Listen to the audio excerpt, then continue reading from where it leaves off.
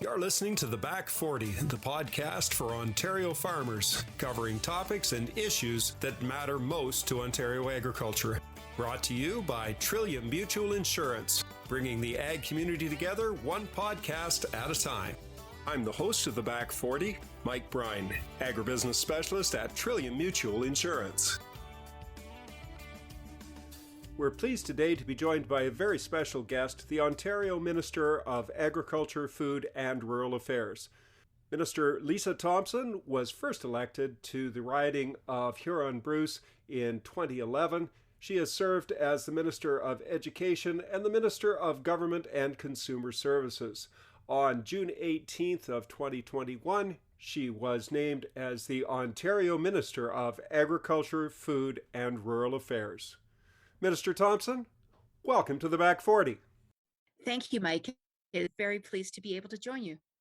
I guess you've been in the position not long enough that it isn't out of the way to offer you congratulations on being named as Minister of Agriculture.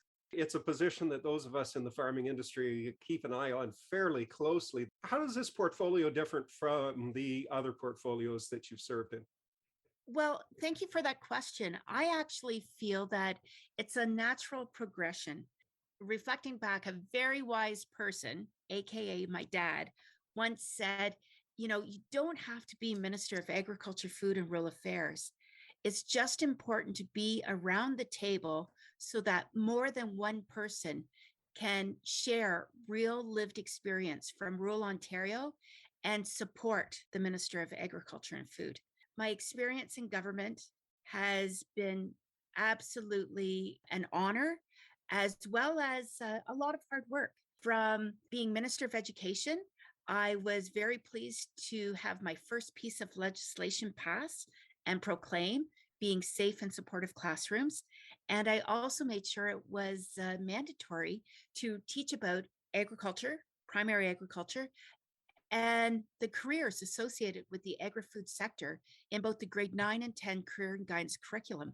Fast forward to Minister of Consumer and Government Services, that ministry touches every other ministry and it facilitates a government supply chain onto itself.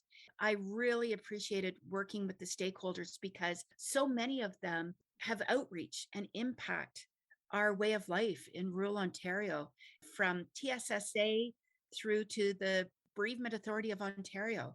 I really appreciated the opportunity to work with a very eclectic group of stakeholders, but very important group as well, such as OREA, the Ontario Real Estate Association, helping them advance their sector. I'm very proud of the work that we've done in that regard as well. So then we landed in Agriculture, Food and Rural Affairs, and I have an absolute comfort and pride in what we have achieved to date.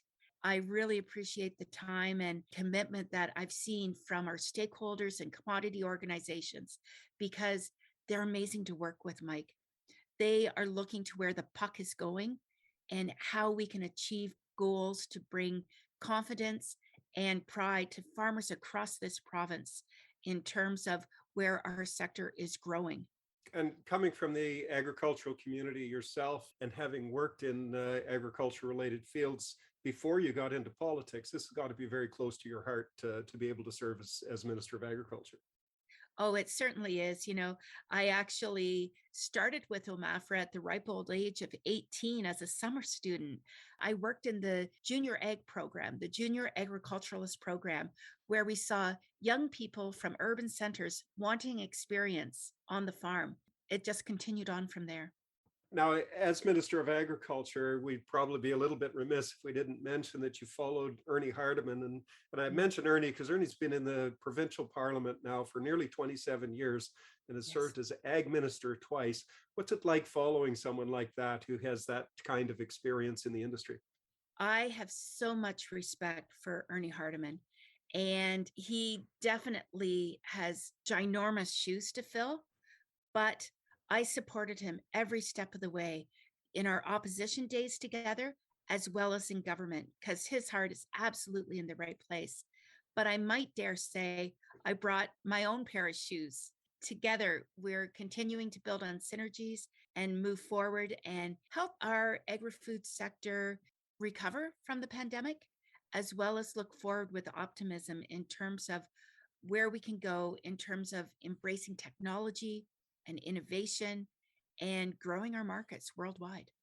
Now, speaking of the pandemic, I don't know that the pandemic has caused necessarily as much of the problems in our supply chain as it has just simply highlighted what some of them are. We've been short of qualified workers and workers in general in the entire food chain for a great number of years, and it certainly has become a lot more evident, especially when we start seeing absences due to COVID infections and that sort of thing. How has that impacted what your job's been like as Minister of Agriculture? One of the goals of Premier Ford right out of the gate in 2018 was to push some traditional silos over so ministries worked better together. Who would have ever dreamt we'd be experiencing a 2-year worldwide pandemic? But one of the amazing things that has transpired is the realization of the Premier's goal. And ministries have worked so incredibly hard to identify and facilitate the proper supports that are needed, not only to support our agri-food sector, but across the entire dynamic that we know to be the Ontario economy. Specifically, when it comes to the food chain, I can't say enough good things about the Minister of Health and the Solicitor General and the manner in which they committed so much time to stand up supports that we're benefiting from in the agri-food sector. That ranges everything from the GoVax buses that have been traveling across Ontario to bring the vaccine to people who choose to have the vaccine, through to standing up vaccine clinics at the Toronto Pearson International Airport. And there's so much else in between. They've been tremendous allies, and we're working very hard to ensure that any international agricultural worker that lands in Ontario to work on farm has the shot they need, not only to give them confidence and to feel safe, but to extend that confidence, if you will, through to the farmer who's employing them and the community in which they're going to live. That's just one example of how our ministries have worked so incredibly well together. And I think it's going to be a legacy that bodes well. Now, we're seeing in the supermarkets that occasionally we have some shelves that aren't as well filled, and sometimes it's a lack of product. Sometimes it's a lack of workers within the store, that they're short staffed there. It's hard to get the product from the back out into the front again. Is that something that you've been involved in trying to solve as Minister of Agriculture? Certainly, we are working and committed to regular two-way flow of communication with every link in our food supply chain. Most recently, Premier Ford and I hosted a roundtable with larger grocery retailers in the urban centers. For example, Metro, Sobeys, Loblaws, Walmart. And then thinking about rural small town Ontario, I was really pleased to also have the independent grocers represented as well. I can share with you that with absolute certainty, it was unanimous around that table that what we're experiencing right now in Ontario is a labor shortage. It is not a food shortage. And that labor shortage ranges from having people available to stock the shelves through to having enough people in the distribution centers to fill the trucks to get to the grocery stores. And then just to add further complications, then we have to navigate the impact of winter storms as well. I can't stress enough that how well our supply chain is working together and how much respect there is. It was so heartening to hear national retail grocers expressing concern and encouragement and support and thankfulness to our processors, right through to our frontline farmers. And it was a very good conversation to have. We know we need to do everything we can to enable grocery stores, processors, distribution centers, etc., make sure that they have a healthy and viable workforce that they can count on. And you touched on the migrant workers that we've relied on in the industry for a great number of years because we do have a shortage of people to do some of this, the frontline work in particular on farms, but also some in the processing areas as well. And we're starting to see now that being, as I said before, it's been exacerbated by the pandemic, and we're starting to see it a little more. Where do you see the solution to this? In my own opinion, it's not all government, it's not all retailers, it's not all processors.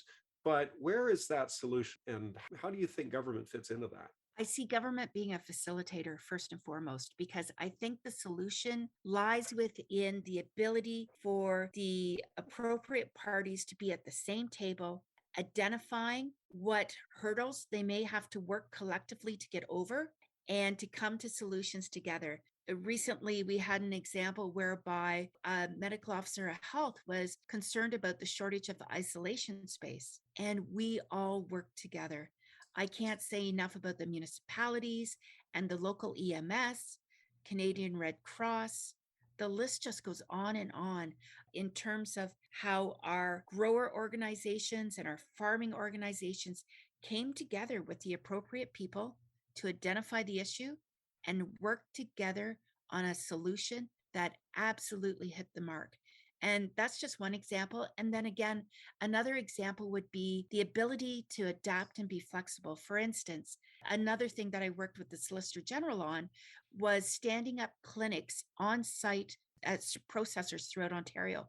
Again, making it easy for people who chose to have the vaccine to get it. And that was very well received as well.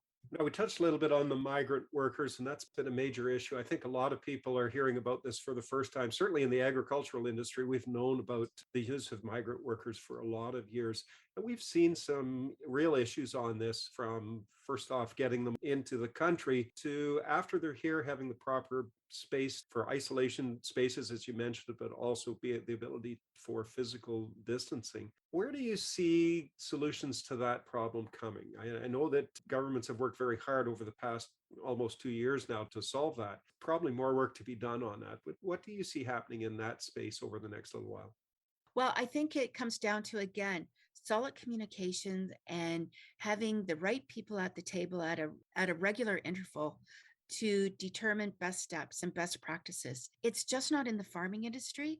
I just this morning participated in a pre-budget consultation whereby we heard from manufacturers that they would benefit from a more flexible and adaptable migrant nomination program. So it behooves us to work well with our federal colleagues as well to get a standard of practice that is universal and can be easily applied here in Ontario, because we realize that we have so many jobs without people in a whole host of sectors, just not the agricultural sector. And we want some parity because, for instance, when it comes to international agricultural workers or temporary foreign workers that perhaps can work in processing facilities, for example, the province of Quebec at this time can bring in more than we can in Ontario. So we're asking the questions. Why can't we have parity with Quebec? And so I feel very confident we'll have a successful resolution to this, because we're just asking the questions respectfully. When you do so in a professional, respectable manner, success comes very quickly then. Yeah, and a lot of that work happens behind the scenes. I mean, we all like to see the headlines, and sometimes there's that temptation to, get the sound bite. But, a lot of that work that happens behind the scenes is far more productive if you can have those conversations with your counterparts in Ottawa. You know what? You're absolutely right. That, Mike, that allows me a little window to share with everyone listening today that they need to be so incredibly proud of the team that we have at OMAFRA. The hours they put in and the flexibility and dexterity to pivot to make sure that our programming is meeting the needs of today's farmers and our food supply chain. Honestly, the team at OMAFRA is second to none. I just thought I'd share that while I had the chance. I would second that. I worked for both OMAFRA and Agricor at various times in my career there. And the people that work behind the scenes are incredibly dedicated to delivering the programs and delivering the services that are needed by the farming community and other communities as well. And I certainly would second that. They do a fantastic job. Excellent. Is your organization in need of funding for a capital project? Trillium Mutual's Roots Community Fund provides funding towards projects such as renovations, expansions, and equipment purchases that support rural Ontario. Roots helps ensure that these organizations will remain a crucial part of the local community. To learn more about Roots, including how to apply, visit our website at trilliummutual.com and click Community at the top of the page. I'm going to switch gears a little bit here. If we go back probably a year ago, we were looking at some prices, particularly in the crop sector, that weren't particularly good. And there was a lot of chatter at that time about risk management programs and what needed to be done to them to make them more responsive, what needed to be done to make them better for farmers. And there were a few changes that were made there and some changes that made a little bit more money available there. And then the prices all went up and the chatter kind of stopped. I'm a firm believer in you don't want to be building your lifeboat while the ship is sinking. I'd like to get it in place before that happens there. Very well said. What do you see happening with the risk management at this point? Keeping in mind, of course, for our listeners there, whatever you talk about for risk management has to be agreed upon by a majority of provinces and the federal government. Where do you see that going? Well, again, this is an example of some of the amazing work that Ernie Hardeman had achieved while Minister of Agriculture. You know, he worked really hard with our federal, provincial, territorial colleagues, and collectively, there was an agreement to remove the reference margin limit from agri-stability, starting with the 2020 program. So that in and of itself increases the level of support and makes the program more equitable, if you will. Mm-hmm. And I would like to also share that by removing the reference margin limit, we're going to help simplify the program, if you will, and help farmers in need by increasing the level of support for agricultural operations with lower allowable expenses. And I know that is well received. And because ultimately this change, Mike, makes the program easier to understand, it's more predictable and reliable, and ultimately bankable. I might dare add another one, more accessible and fair for farmers with low allowable expenses. And then after I took the seat, we took it a step further. Our government made the decision. I was very pleased to have cabinet support to provide the provincial portion of a 10% compensation rate increase, again, being retroactive to the 2020 growing season. So farmers triggering an agri-stability benefit will also receive an Ontario top-up payment now as a result of that. Those are things that have been asked for around, well, Ag Stability and its predecessor, the CASE program, for a great number of years. Make it simpler, make it more predictable, make it more bankable, make it more accessible. Those are all things that the farming community has been asking for a long time. How have the changes been received by people that you've talked to? First and foremost, I think people have said, oh my goodness, they've really listened to us. They've been able to, really represent we being Ernie and myself have been able to represent the agri-food sector's asks successfully at the cabinet table. There's still more work to be done. I recognize that. But, in addition to help respond to issues in certain sectors for the 2021 program year, for example, agri-stability interim payments have been provided at a 75% rate relative to estimated final value. And I increased that from the standard 50% because, again, we need to do everything we can to support our farmers at this time. I really am pleased to share with you as well, over and above the agri-stability, we've been very, very responsive to the drought in Northwestern Ontario with support programs, as well as for new initiatives and advanced initiatives for grape and ginseng growers as well. So again, building solid stakeholder relationships is paramount because, again, it comes back to that trusted flow of communication. And that's what I can build really successful plans on. Yeah, I think a lot of people lose sight of the fact. You talk about the drought in Northwestern Ontario. Everybody thinks it was out on the prairies, but there's Mm. a relatively small area of Ontario that was affected, but still it did get in around that Thunder Bay area where we were dealing with not very much moisture and very poor growing conditions.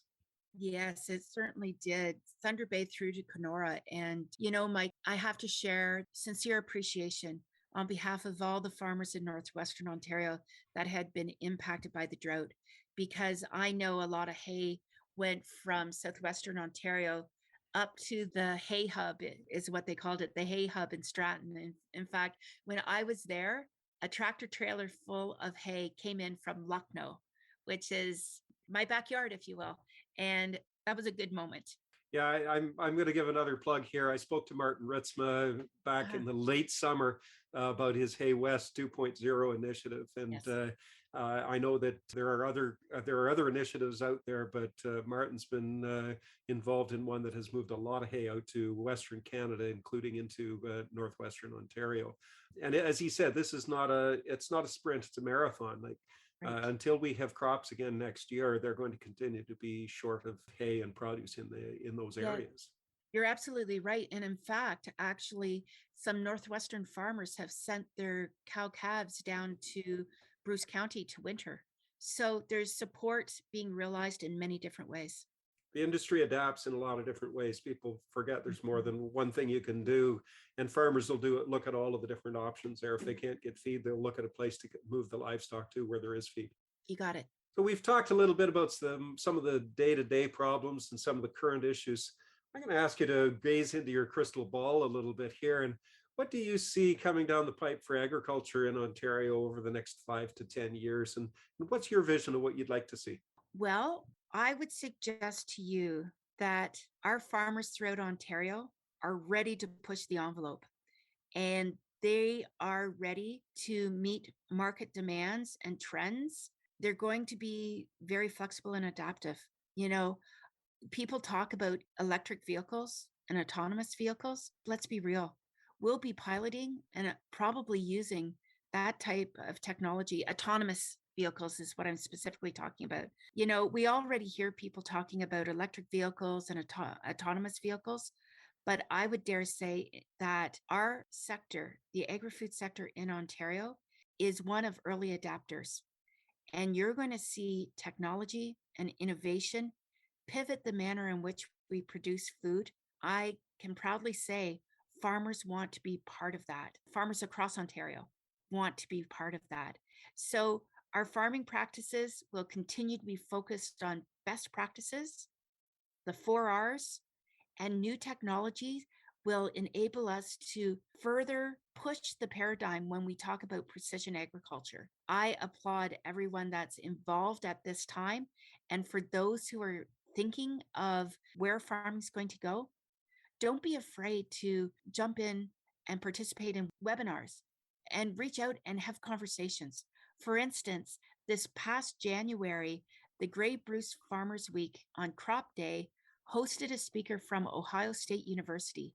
And was he ever provocative in terms of the new technology and the autonomous vehicles and the manner in which those two visions and those two paths of advancement will impact how we farm? People should be intrigued and curious enough to delve into it more, because these new technologies will enable farmers to continue to be amazing stewards and will continue to be able to produce good quality food close to home in such a way that, in working with our processors and our retailers, we'll have jurisdictions around the world wanting to do business with our Ontario farming and agri-food sector. I think that Ontario can compete with anyone out there. I know that we've talked a little bit about our labor shortages, but you brought up autonomous tractors, autonomous vehicles that we're going to be using in the field. John Deere is this year going to be selling some units that allow for autonomous use of tractors in the field. So that technology that we've always been thinking, sometime in the future, well, the future's here, and it's not going to be very long before Ontario farmers are going to be pounding on the door saying, hey, we want that up here. We want to use that too. And I think that's, that technology, that's part of the solutions that we're looking for to some of the problems that we've been talking about throughout this podcast. You got it. And I think in a nutshell, as minister, while I'm in this chair, it's an absolute honor, but I'm going to push the envelope with everyone. I want to encourage innovation. I want to support research. And that's an opportunity for me to give a shout out to the amazing work that's happening through the Agricultural Research Institute of Ontario. The research stations that we have in Elora for beef and dairy, soon to be pork, and hopefully more in the near future is second to none. That research onto itself is going to draw more attention to Ontario's agri-food supply chain. And again, that research combined with innovation will be putting environmental stewardship at the forefront. I see opportunities to grow and expand our sectors that will absolutely address the challenges that we have faced over the last couple of years through the pandemic, but most importantly, build confidence in where we're going in terms of future production and garnering new growth opportunities around the world. There's no reason that we can't export more than just food. There's no reason we can't export our skills and our knowledge and technology Well said. for other people to adapt to as well, because I know there's a lot of farmers out there that are they're waiting to get their hands on that next piece of technology so that they can adapt to their own farm. Oh, and it's amazing. And you know what? I just reflecting on the roundtable we had with grocer retailers. They're encouraging the premier and all of us to think about bringing processing and manufacturing back to Ontario as well. And then, see where we find opportunities to export. And when it comes to produce, the research and the pushing of the envelope that's happening by our greenhouse sector is just absolutely motivating, for lack of a better term. The commitment of the dairy sector and our livestock overall, our crop sectors, the oil and grain sectors, is just absolutely reason that we need to continue to invest and incent this sector to be the very best. Because again, I think we can lead by example around the world. Our government is seriously looking at how we can encourage our agri-food sector to continue moving the bar, if you will. For instance, I was very happy to get the support of the Premier and the Minister of Finance by enabling me to introduce a $25 million strategic processing fund. Because another thing that's very important is we need to bring processing closer to the farmer. In the fall economic statement, we introduced this strategic funding pot of dollars, and this spring we'll be introducing the parameters of the program. I really hope people see the program for what it is. How can they expand their existing program, and or how do we address the need for new capacity? And in saying that, the 25 million strategic processing fund is a 3-year program, because I realize we may need brand new capacity, possibly in the oil and grain sector, or more meat processing capacity. And it may take a little bit of time for people to bring the right partnerships together and to build the business plan and value proposition. And so we're demonstrating that we're willing to work with the sector and give them time to get it right. The goal of that is to try and get more processing in Ontario, expand our capacity. I think if the pandemic has taught us anything, that we really do need to have more produced in Canada and rely less on bringing it in from somewhere else. Yes, you got it. And I think the only other thing that I would like to share is that on behalf of Ontario farmers, I'm working very hard to strike good working relationships with every agriculture minister across Canada. And that includes Minister Bebo at the federal level as well, because in many cases, Ontario is looked at as a leader, but it's only collectively where we can come together and bring parity to some very important programs. For instance, how are we as provinces and a nation working to mitigate the threat of the African swine fever? How can we work together with our federal colleagues to ensure we have the right policy framework that will bring the right financial supports forward later this summer so farmers can look ahead to the future with confidence, knowing their governments are standing with them. People want to find out more about what goes on in the Office of the Minister of Agriculture, Food and Rural Affairs. Where do they go to find that information? All my contact information is online, naturally. Go to ontario.ca and you will find the links to the Ontario Ministry of Agriculture, Food and Rural Affairs.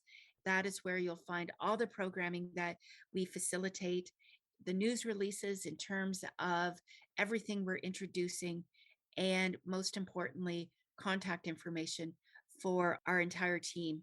I want to thank you for taking the time today to speak to us. We've been speaking with the Minister of Agriculture, Food and Rural Affairs for Ontario, Lisa Thompson. Minister Thompson, thank you very much for taking the time today. Oh, you're very welcome. And I look forward to joining you again sometime in the Back 40. You've been listening to the Back 40.